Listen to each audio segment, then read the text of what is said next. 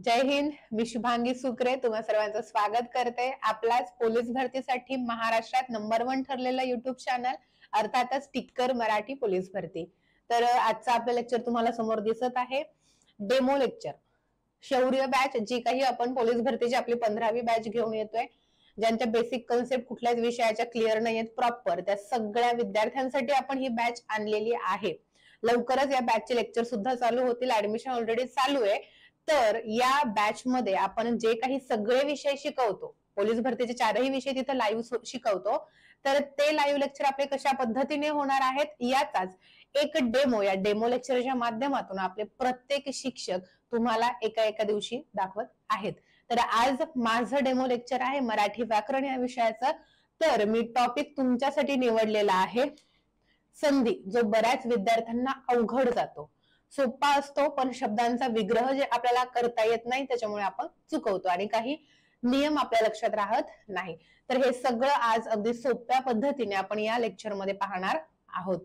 तर लेक्चर चालू करण्याआधी आपला हे जे काही लेक्चर आहे तर हे लेक्चर जास्तीत जास्त विद्यार्थी मित्रांपर्यंत शेअर करायचं आहे. त्याच्यानंतर लगेचच आजच्या आपल्या आपण डेमो लेक्चरला सुरुवात करणार आहोत. चला, संधी टॉपिक याच्यासाठी निवडलाय की तो सोपा आहे, वास्ट मोठा टॉपिक आहे.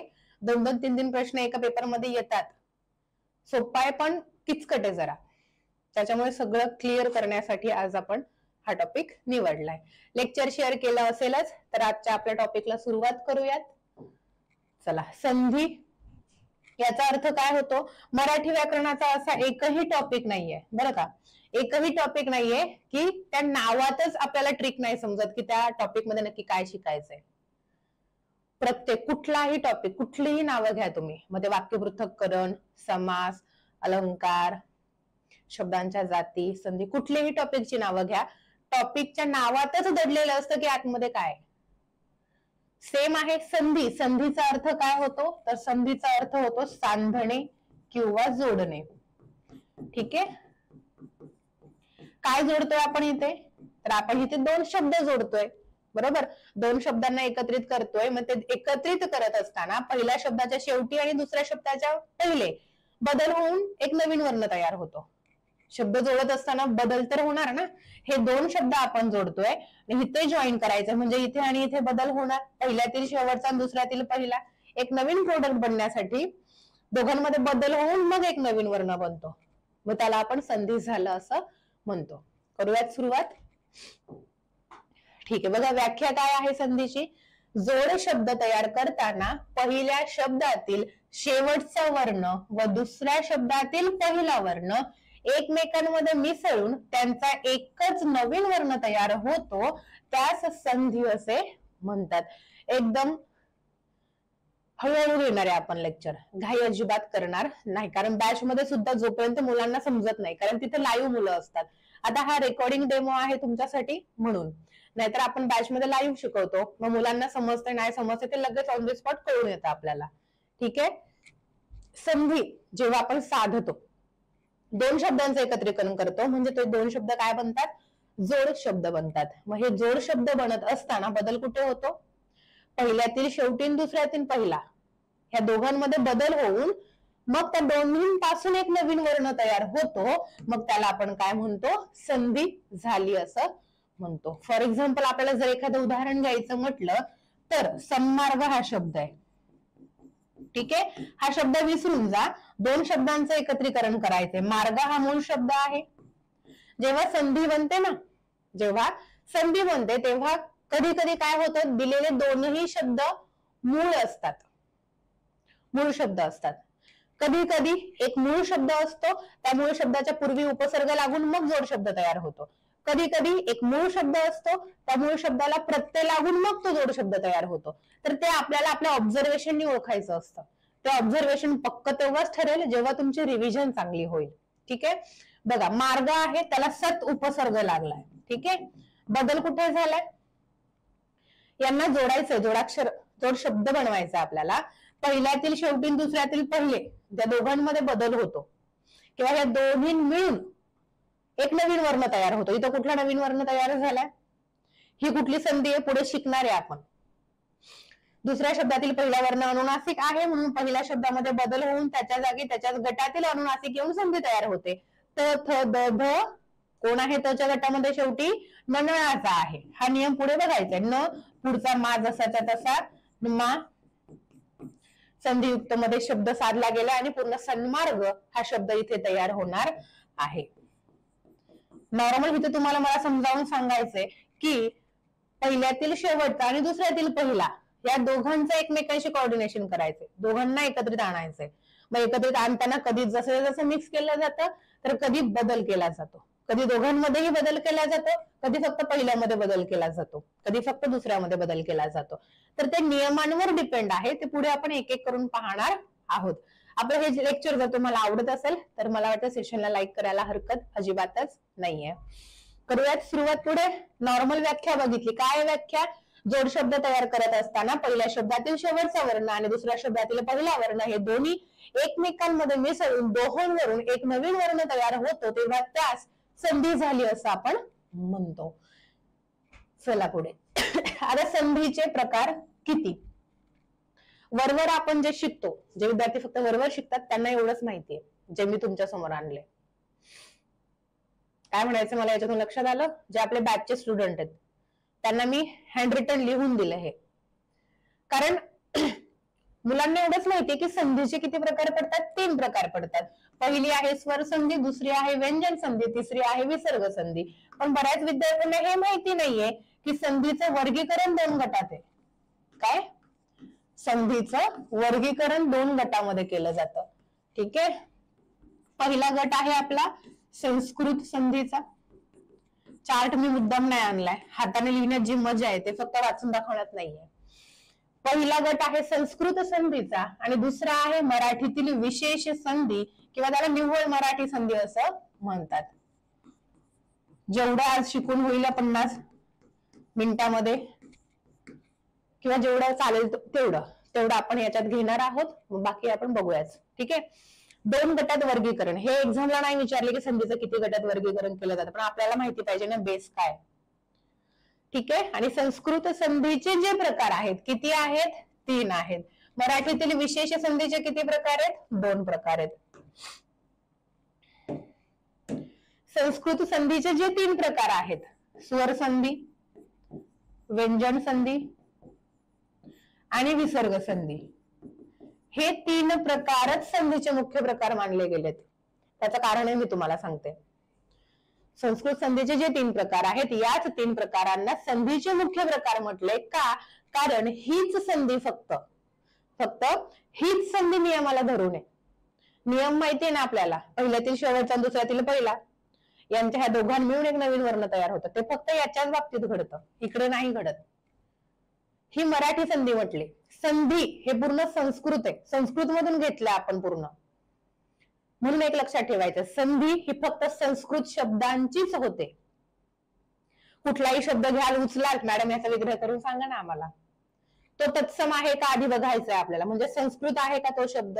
संस्कृत शब्दाचाच फक्त आपण विग्रह करू शकतो, कारण तोच फक्त नियमाला धरून आहे.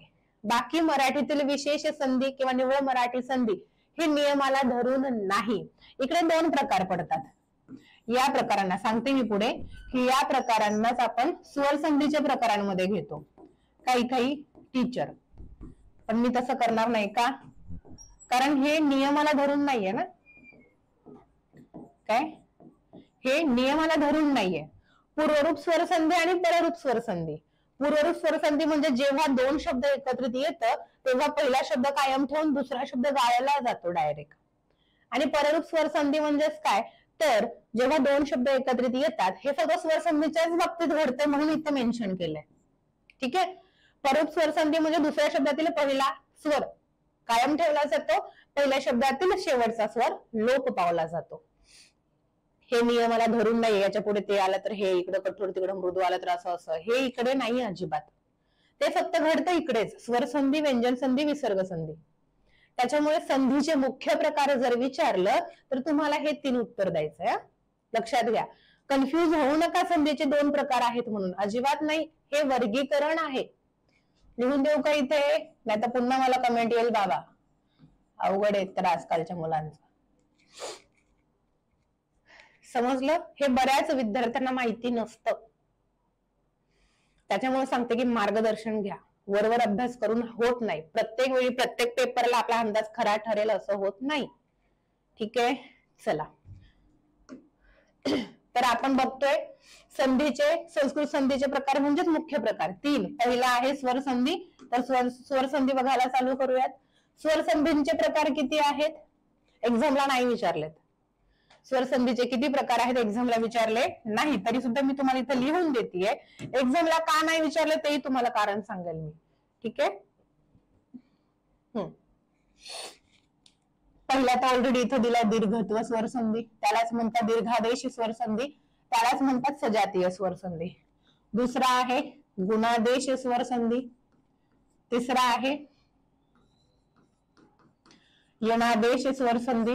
चौथा आहे रुद्ध्यादेश स्वर संधी. आणि एक 5वा आहे जो प्रचलित नाहीये जास्त, अयादी स्वर संधी. ठीक आहे. हे 5 स्वर संधीचे प्रकार आहेत. पण काही ठिकाणी स्वर संधीचे 7 प्रकार सांगितलेत, काही ठिकाणी 4च प्रकार सांगितलेत. नक्की 4, 5 की 7 किती प्रकार बरोबर द्यायचे? त्याच्यामुळे हा प्रश्नच नाही विचारलाय. काही पुस्तकांमध्ये अयादी स्वर संधी हा फक्त नियम म्हणून दिलाय, आणि काही पुस्तकांमध्ये मुख्य प्रकार म्हणून दिलाय, म्हणजे उपप्रकार म्हणून दिलाय. आणि काही टीचरनी तर मला वाटतं स्वतःच्या मनानेच 7 प्रकार घेऊन टाकलेत. स्वर संधीचे मुख्य प्रकार 7. पण एक लक्षात घ्या, ते पूर्वरूप स्वर संधी आणि पररूप स्वर संधी त्या दोघांना इकडे टाकलंय. काही गरज नाहीये टाकायची, कारण हे नियमांना धरून आहे. पण पूर्वरूप आणि पररूप आहे का नियमांना धरून संधी? नाहीये. त्याच्यामुळे ते संस्कृत संधीमध्ये नाही घ्यायचंय.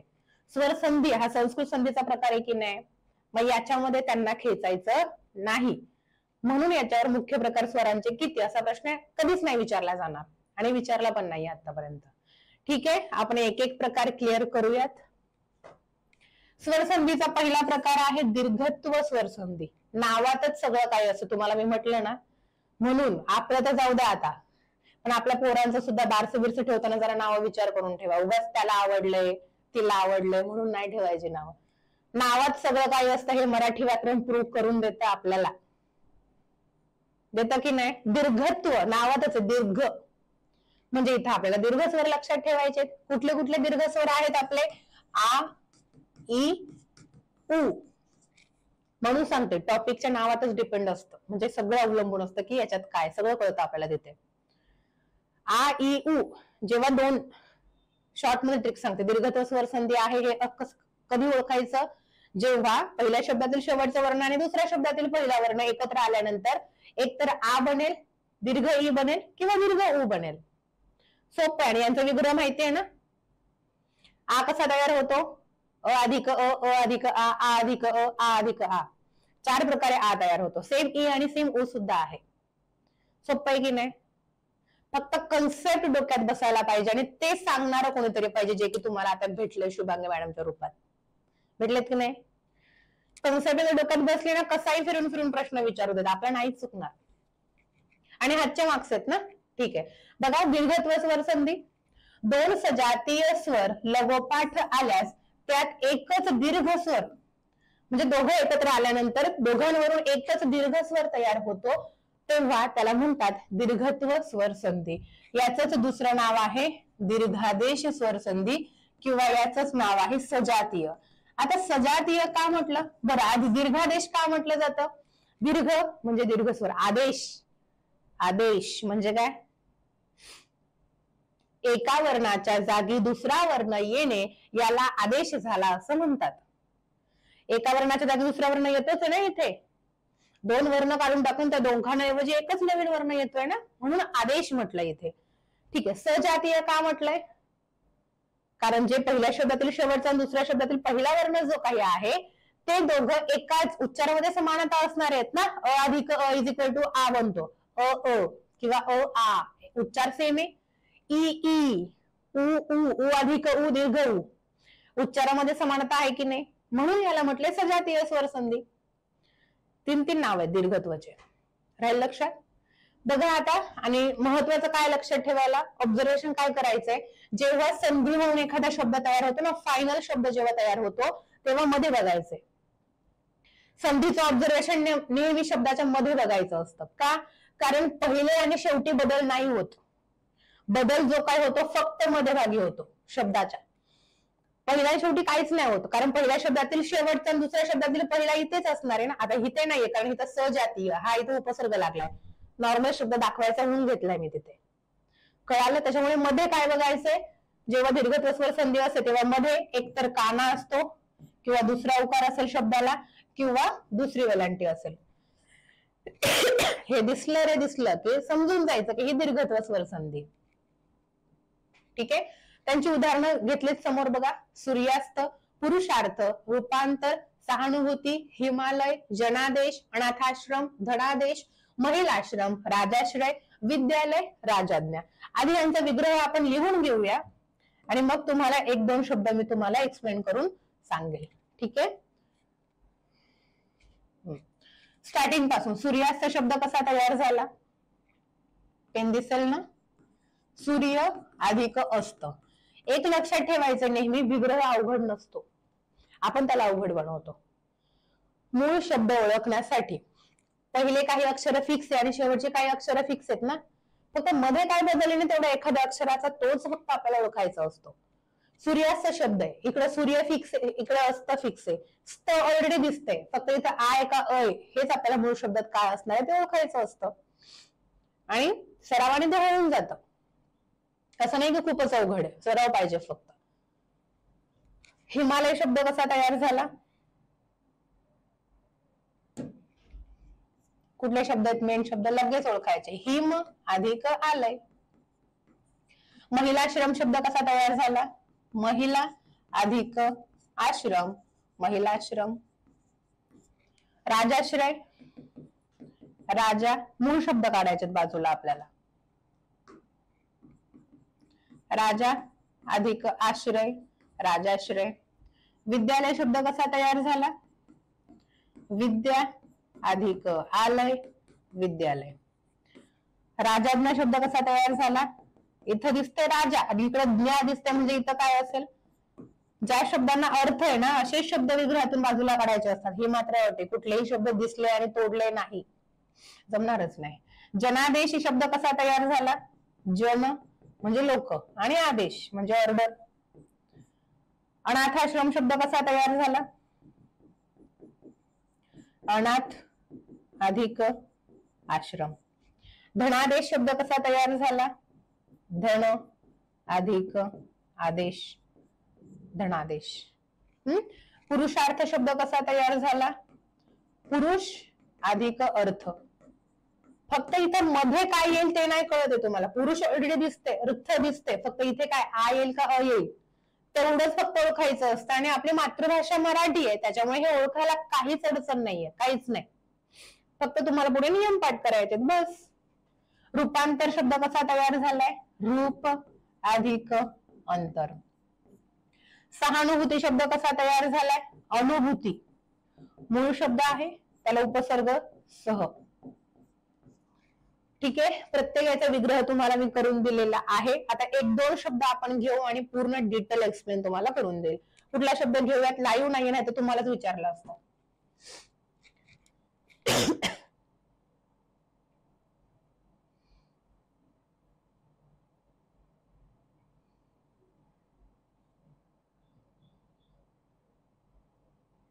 सहानुभूती घेऊयात. शब्द कसा तयार होतोय बघा, उपसर्ग आहे सह, मूळ शब्द आहे अनुभूती, यांच्यापासून सहानुभूती शब्द कसा तयार होतोय तर नीट लक्ष द्या. पहिल्या शब्दातील शेवटचा वर्ण काय, ह नाहीये. ह हे पूर्ण उच्चारित अक्षर आहे. व्यंजनाला अक्षरत्व प्राप्त करून देण्यासाठी कोणी मदत केली, इथे स्वरच मदत करतो. मग कुठल्या स्वराने मदत केली आहे, इथे काहीच नाही दिसत आहे, म्हणजे काय तिथे अ आहे. दुसऱ्या शब्दातील पहिला वर्ण अ. अ अधिक अ इज इक्वल टू काय तयार होतो, आ म्हणजेच आपला काना. मग सह जसाच्या तसा ह्या दोघांवरून काय तयार झालाय, आ कानाच्या स्वरूपात द्यायचा वोवल साइन, आणि पुढचा नुभूती जसाच्या तसा, सहानुभूती. सेम रूपांतर शब्द घेऊयात. ठीक आहे, अंतर. आणि इकडे मूळ शब्द काय स्टार्टिंगला? रूप. सेम आहे. आता बघा, आता पहिल्या शब्दातील शेवटचा वर्ण अ, दुसऱ्या शब्दातील पहिला वर्ण सुद्धा अ आहे. अ अधिक अ इज इक्वल टू आ म्हणजेच काना. वरती इथं अनुस्वार होता म्हणून इथं सुद्धा जसं तसा अनुस्वार घ्यायचा आहे. रूप जसाच्या तसा. अ आणि अ मिळून आ तयार झालाय, पुढचा अनुस्वार आणि तर जसाच्या तसा झाला का रूपांतर शब्द तयार. आहे ना सोपं? काहीच नाहीये याच्यामध्ये वेगळं. फक्त तुम्हाला काय करायचंय, कन्सेप्ट लक्षात ठेवायची आहे आणि नियम पाठ करायचे. आता इथे आ इ उ कसे तयार होतात बघा.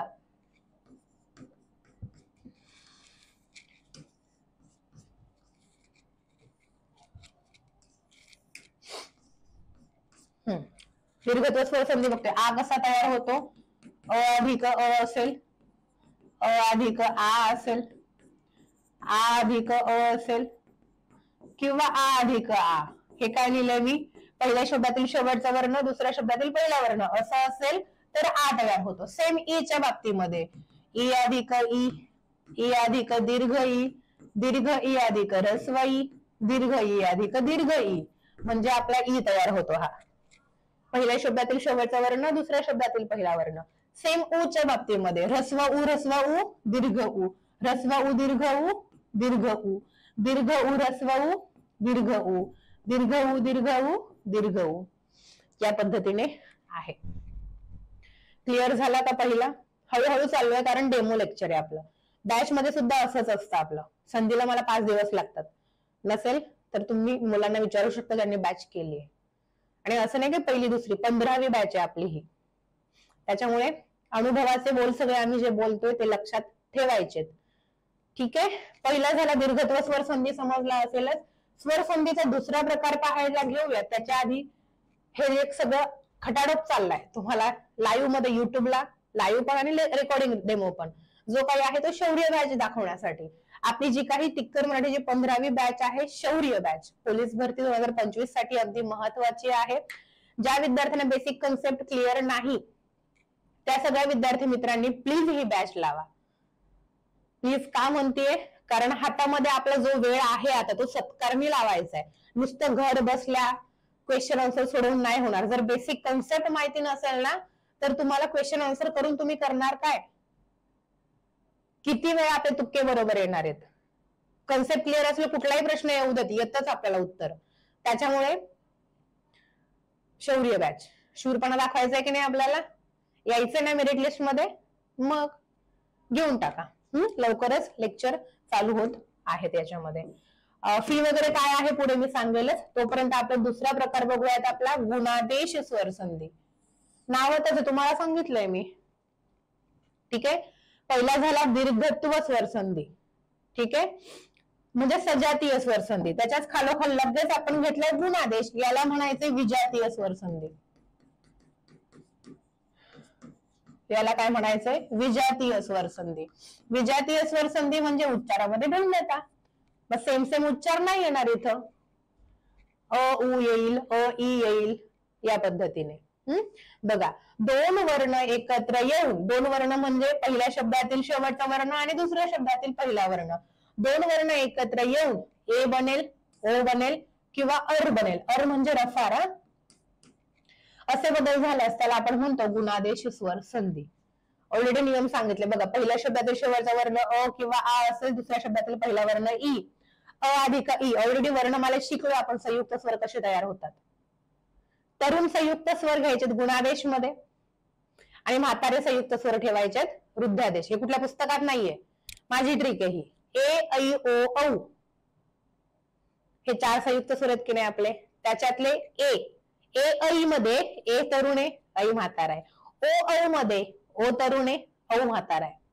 ऐ आणि औ म्हातारे आहेत म्हणून वृद्ध, म्हणून वृद्धादेश. कळत आहे? आणि हे तरुण आहेत म्हणजे गुणादेश. असं जर लक्षात ठेवलं तर नाही चुकणार. कारण एक्झामला विचारतात ना, मनुष्य तर हा शब्द खालीपैकी कुठल्या संधीचं उदाहरण आहे विचारतात. फक्त स्वर संधीच प्रत्येक वेळी विचारतील असं नाही ना. कधी गुणादेश, यणादेश, वृद्धादेश यापैकी नाही असे पर्याय येतात. म्हणजे ओळखावं लागतं ना आपल्याला. त्यासाठी आपल्या ट्रिक कामी येतात. चला बघा, विजातीय स्वर संधी म्हणजे यांच्यात उच्चार भिन्नता आहे ना. अ ई उच्चार सेम आहे का? अ उ नाहीये. अ रू उच्चारामध्ये भिन्नता आहे, म्हणून विजातीय. ठीक आहे. बघा, मनुष्येतर शब्दाचा विग्रह काय होतो?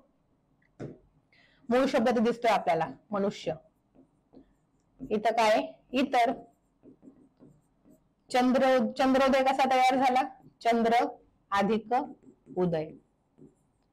महर्षी, आता मह अधिक ऋषी घेऊ का रे आपण? महला अर्थ आहे का महाला? तुम्हाला मी मगाशी सांगितलंय, संधी करत असताना विग्रह जेव्हा करतो तेव्हा तेच शब्द बाजूला करायचे ज्याला अर्थ असतो. मह आणि महा कशाला अर्थ आहे? महा अधिक ऋषी.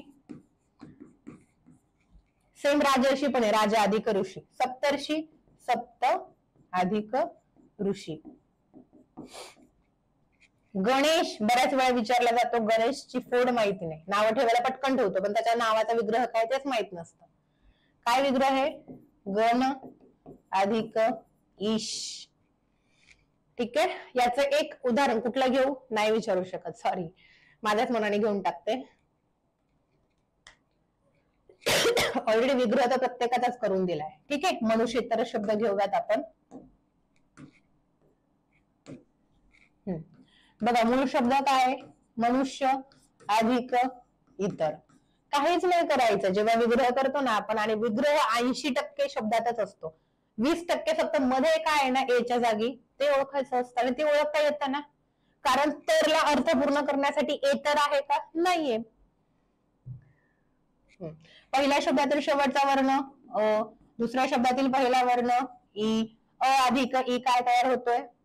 संयुक्त स्वर शिकलोय आपण, त्याच्यामुळे माहिती असेलच, ए तयार होतो. आता ए म्हणजेच काय? तर ए म्हणजे एक मात्रा, ऐ म्हणजे दोन मात्रे, ओ म्हणजे काना एक मात्रा, औ म्हणजे काना दोन मात्रे. माहिती ना वोवल साइन?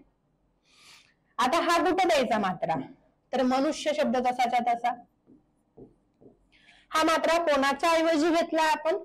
अ आणि ई. अ आणि ई. मग या दोघांच्या ऐवजी मनुष्य नंतर आता याची वेळ आली ना, मग याच्यानंतर मात्रा पण देणार कुठे?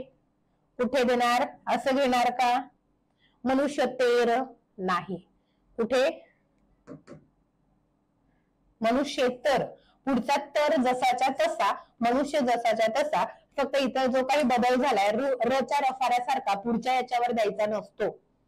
ज्याच्यावर उच्चारलाय त्याच्या पुढच्या याच्यावर द्यायचा नसून आधी द्यायचा असतो. मनुष्येतर आली का आपली गुणादेश स्वर संधी?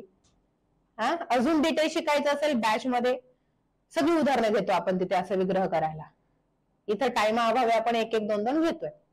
गुणादेश स्वर संधी, तरुण संयुक्त स्वर, समजलंय? आणि अर्वाला एक उदाहरण घेऊया, जर झालं आठवलं लगेच. ठीक आहे. सप्त अधिक ऋषी. पहिल्या शब्दातील शेवटचा वर्ण अ, दुसऱ्या शब्दातील पहिला वर्ण ऋ. अच्या पुढे विजातीय स्वर आलाय, काय होतो यांचा? अर होतो, अर. आता हा अर द्यायचा तरी कुठे? सप्त जसाचा तसा. अ आणि ऋच्या जागी घेतलं म्हणजे ह्या दोघांना इकडे स्थान नाही. सेम ईला इकडे स्थान दिलंय का आपण? नाही दिले. ऋला पण इकडे स्थान द्यायचं नाही. मग काय घेणार? पुढचा शी जसाच्या तसा. आता हा र कुठे देणार? हा र कुठे देणार? सप्तर्षी. त्यावर उच्चारला द्यायचा पुढच्या याच्यावर. इकडे तसं नाही आहे, म्हणून दोघं शेजारी शेजारी घेऊन टाकले. आला का शब्द सप्तर्षी झाला का तयार? गुणादेश स्वर संधी समजली आहे? गुणादेश स्वर संधी, दीर्घत्व स्वर संधी, गुणादेश स्वर संधी समजलेली आहे का? जाऊया पुढे.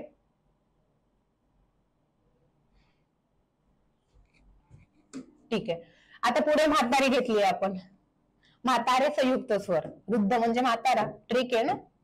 बघा मग कोण राहिलं रे? ए ऐत झाला, ए आणि ओ झाला होता. ए मधला ऐ राहिला, ओ मधला औ राहिला. ऐ आणि औ, पहिल्या शब्दातील शेवटचा वर्ण आणि दुसऱ्या शब्दातील पहिला वर्ण एकत्र आल्यानंतर ऐ किंवा औ तयार होतो, तेव्हा आपण त्याला म्हणतो वृद्धादेश स्वर संधी. मग हे कधी एकत्र येतात?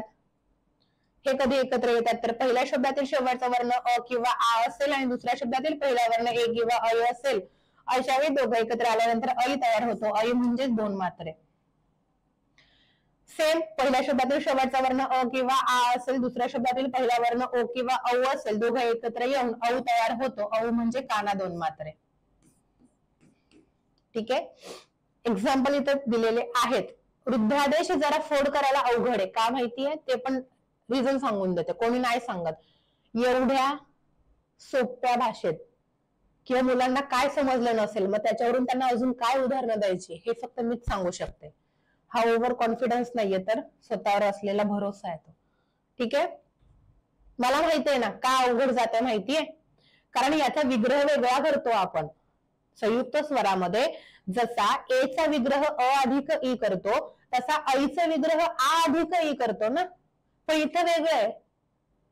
इथं ऐचा आणि औचा दोघा औचा विग्रह आपण संयुक्त स्वरामध्ये आ अधिक उ करतो, पण इथं मात्र विग्रह आ अधिक औ घेतलाय. विग्रह वेगळा असल्यामुळे वृद्धादेश स्वर संधी समजायला अवघड आहे की नाही? बोला कमेंट मध्ये.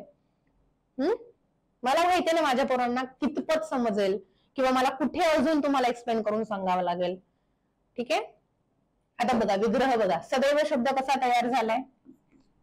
सदा अधिक एव. इथे याच्यावरून वाटलं होतं का आपल्याला इथं सदा शब्द असेल, आपण सद घेतला असता. पण अट काय? जो शब्द बाजूला काढेल त्याला अर्थ पाहिजे. सदा अधिक एव. प्रजैक्य शब्द कसा तयार झालाय? प्रजा अधिक ऐक्य. ऐक्य पण घेऊ शकलो असतो आपण, फक्त नाही घेतले का? ऐक्यला अर्थ आहे का ऐक्यला अर्थ आहे? सगळ्यांमध्ये ऐक्याची भावना पाहिजे. ऐक्याची भावना म्हणतो का? नाही म्हणत आहे. अर्थ ऐक्यला आहे. सेम एकैक शब्द कसा तयार झाला? एक अधिक एक. विग्रह बघणार आहे ना, टेन्शन नका घेऊ. गंगौघ शब्द बऱ्याच वेळा एक्झामला विचारला, गेल्या वर्षी सुद्धा पीवायक्यू मध्ये विचारला होता आणि त्याच्यामध्ये फायनल आन्सर मध्ये उत्तर बदलून आलं होतं, काहीतरी घचा ध झाला होता. गंगा अधिक ओघ गंगौघ. गंगा अधिक ओघ गंगौघ. कुठला शब्द घेऊया? एकैकच घेऊया. बरं, एकैक आणि गंगौघ दोन्ही घेऊयात आपण. ठीक आहे. गंगा अधिक ओघ. पहिल्या शब्दातील शेवटचा वर्ण आ, दुसऱ्या शब्दातील पहिला वर्ण ओ. आता हा विग्रह नवीन आहे आपल्यासाठी, हा फक्त वृद्धादेश मध्येच पाहायला भेटेल बरं तुम्हाला. आच्या पुढे ओ आला तर आपला काय तयार होतोय? औ तयार होतोय. हा नियम येणार आहे आपला. बघा बरं, आ अधिक ओ काय तयार झाला? औ तयार झालाय. औ म्हणजे काना दोन मात्रा. आता हे घ्यायचं कुठे? तर गंगौघ शब्द जो काही आहे ना, आ आणि ओ खाली त्याला स्थान नसतं, बरोबर. फक्त गंग घ्या. गंग आहे मूळ शब्द गंगा, पण पहिल्या शब्दातील शेवटचा आणि दुसऱ्या शब्दातील पहिला खाली घेत नाही, तर त्या दोघांपासून बनलेला वर्ण त्याच्या जागी आपण घेतो.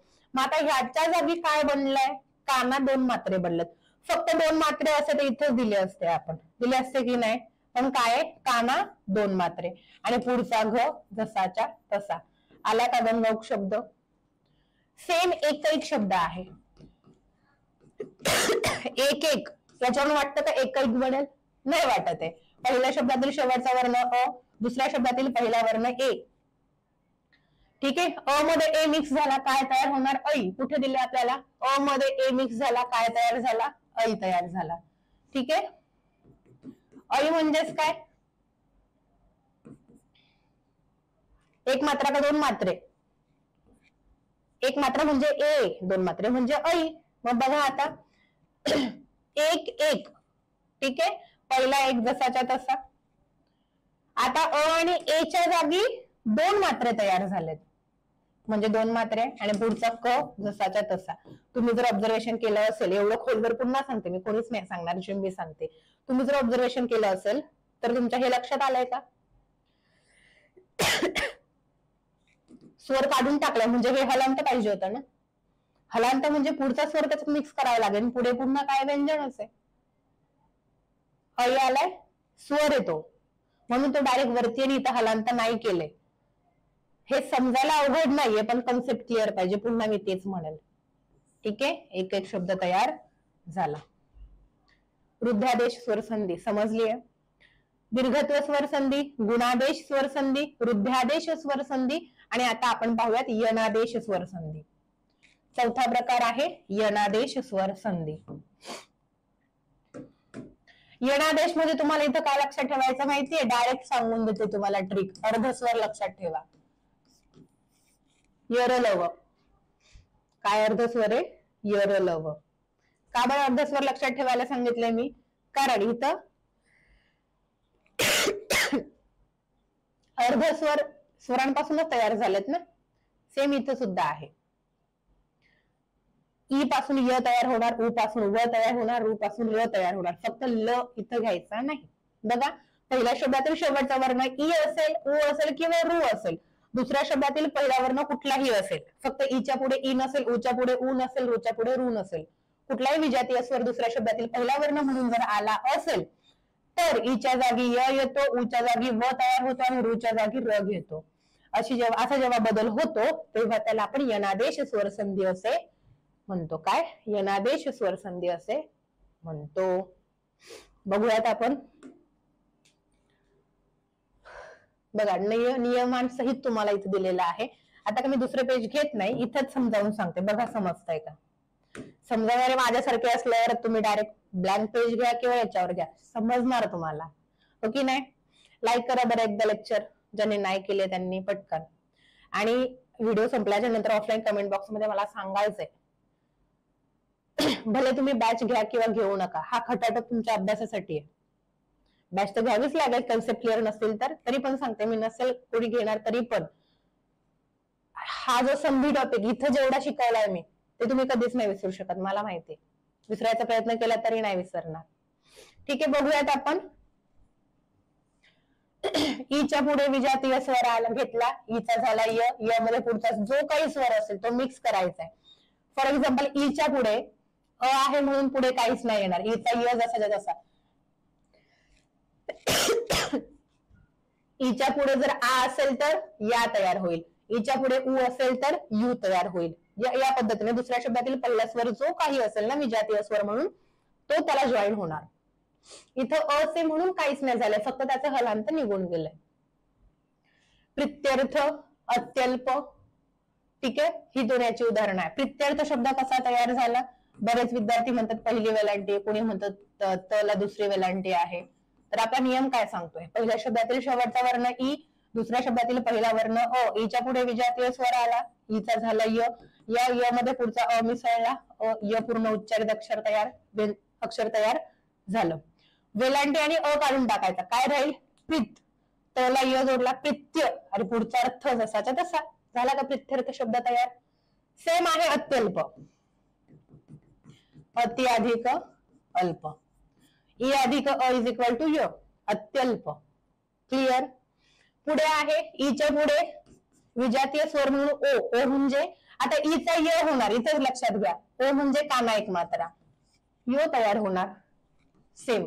नद्योग, दुसरा ई आहे म्हणून नदी, अधिक ओघ. ईच्या पुढे ओ आला, ईचा य झाला, य अधिक ओ इज इक्वल टू यो तयार झाला. झाला का नद्योग शब्द तयार. सेम आहे. इत्यादी शब्द कसा तयार झाला, इति अधिक आदि. ईचा य अधिक आ या. अत्याचार, आचार मूळ शब्द आहे, उपसर्ग लागलाय अति. ईच्या पुढे आ आला, ईचा य आ या, अत्याचार. अत्युत्तम, उत्तम मूळ शब्द आहे, अति उपसर्ग लागलाय. ईचा य होणार, डायरेक्ट सांगते हा. ईच्या पुढे विजातीय स्वर आला म्हणून ईचा य होणार, पुढचा उ त्याच्यामध्ये मिसळणार, यू तयार होणार. अत्युत्तम. समजलंय. यणादेश स्वर संधी एकदम सोपं आहे. आता शौर्य बॅच जी काही तुम्हाला सांगितली पोलीस भरती 2025 साठी, टिक्कर मराठीची 15वी बॅच आहे शौर्य बॅच. या बॅचची फी तुमच्यासाठी ऑफर देऊन फक्त आणि फक्त 25 ची बॅच तुम्हाला भेटतीये 1200 रुपयाला. काय, फक्त 1200 रुपयाला तुम्हाला हे सगळं भेटणार आहे. सगळं म्हणजे रोज 4 तासाचे लाईव्ह लेक्चर, हे 4 तासाचे लाईव्ह लेक्चर तुम्ही 1 वर्षभर रेकॉर्डेड स्वरूपात कितीही वेळा पाहू शकता. याचा फायदा तुम्हाला आपली बॅच संपल्यानंतर होतोच. ठीक आहे. त्याच्यानंतर या बॅच मध्ये आता मागचे पीवायक्यू 2-3 वर्षाचे पीवायक्यू जसं जसं आपण शिकवू तसं तसं फसवत नाही मुलांना की पीवायक्यू देत नाही म्हणून. देतो. कसे देतो? शिकवत असतानाच आपल्याला कळून येतं आणि तेव्हाच मुलांना सांगतो की या पॉइंटवर असा असा प्रश्न या वर्षी विचारलेला आहे. पीवायक्यू सुद्धा क्लिअर तुमचे तिथे होतात. टॉपिक नुसार एमसीक्यू तुम्हाला सोडवायला भेटतात. दररोज टॉपिक नुसार पीडीएफ जसं जसं टॉपिक कम्प्लीट होईल तशा पीडीएफ तुम्हाला अपलोड केल्या जातात अभ्यासाला. सगळ्या विषयांची पुस्तकं ईबुक स्वरूपात भेटणार. करंट अफेअर्स भेटेल. 100+ सराव प्रश्नपत्रिका संच, डाऊट क्लिअरिंग सेशन आठवड्यातून एकदा. तेही ऑडिओ व्हिडिओ व्हिज्युअल असतं. आणि बॅच संपल्यावर 10 लाईव्ह मॉक टेस्ट तुम्हाला फ्री दिल्या जात आहेत. हे सगळं तुम्हाला भेटते फक्त 1200 रुपयाला. ज्यांना ज्यांना पाहिजे आपला ऑफिस नंबर आहे 8233007373. या नंबरवर कॉल करा आणि चौकशी करून बॅच मध्ये ऍडमिशन घेऊन टाका. कारण लवकरच याचे लेक्चर आपण चालू करत आहोत. आणि आपली ही बॅच ऍप मध्ये आहे त्याच्यामुळे टिक्कर मराठी ऍप डाउनलोड करा प्ले स्टोअरला जाऊन. ठीक आहे. चला आता खूपच लॉंग व्हिडिओ आपला झालाय. अयादी स्वरसंधी आपण भेटूयात बॅच मध्ये तेव्हा पाहूयात. सोपं एकदम. ए ऐ ओ औ लिहून देते तुम्हाला. कन्सेप्ट डोक्यात बसली तर काहीच प्रॉब्लेम येत नाही. ठीक आहे. ए ऐ ओ औ यांच्या पुढे काय पहिल्या शब्दातील शेवटचा वर्ण ए ऐ ओ औ यांच्यापैकी कुठलाही असून यांच्या पुढे दुसऱ्या शब्दातील पहिला वर्ण कोणताही स्वर कुठलाही असू देत एच्या जागी बदल होणं. मग असे कसं यणादेश मध्ये ईच्या जागी य आला होता, उच्या जागी व आला होता, तसंच याच्या जागी एच्या जागी घेणार आपण ऐ. ऐ म्हणजे ऑलरेडी अ हा आधीच्या अक्षरामध्ये असतो मिक्स. ऐच्या जागी घेणार आय म्हणजे आधीच्या अक्षराला काना असतो. ओच्या जागी घेणार औ आणि औच्या जागी घेणार आव. ऐ आय अव आव. सोपं एकदम. ठीक आहे. पाहिजे असेल तर मी याच्यावर एक शॉर्ट व्हिडिओ आपला बनवून देईन 4-5 मिनिटाचा रेकॉर्डिंग फॉर्म मध्ये आणि अपलोड करायला सांगेल सरांना पाहिजे असेल तर. ठीक आहे. सोपं एकदम. ए ऐ ओ औ या स्वरांपुढे एखादा स्वर आला तर त्यांच्याबद्दल अनुक्रमे ऐ आय अव आव येऊन शब्द तयार होतो. ठीक आहे. हा बघा इथे तुम्हाला दिलेला आहे ते ऐ आय औ आणि आव. ठीक आहे. ऑलरेडी शब्दामध्ये आहे बघा ने अधिक अन. ठीक आहे. एच्या जागी अ घेतला हा अ ऑलरेडी इथे आहे. काय ऑलरेडी इथे आहे. ठीक आहे. चला तर हे होतं आजचं आपलं डेमो लेक्चर. कशासाठी एवढा सगळं आटाटोप काय म्हणतात ना खटाटोप होता. तर आपली ही जी काही बॅच लवकरच चालू होते. बॅचची फी फक्त 1200. लेक्चर आवडलं असेल लाईक करा. कसं वाटलं मला नक्की फीडबॅक या लेक्चरच्या ऑफलाईन कमेंट बॉक्स मध्ये प्रत्येकाने द्या. आणि भेटूयात परत आपल्या बॅच मध्ये. बॅच मध्ये आपण असंच शिकवतो. किती टाइम लागला तरी चालेल पण मुलांना समजणं महत्वाचं. ठीक आहे. चला थांबूयात इथे आता आपण. लाईक केलं नसेल करून घ्या आणि लेक्चर शेअर करून घ्या प्रत्येक विद्यार्थी मित्रमैत्रिणींपर्यंत. भेटूयात आपल्या शौर्य बॅच मध्ये. तोपर्यंत अभ्यास करत राहा. Bye bye. Take care. Wish all the best. जय हिंद.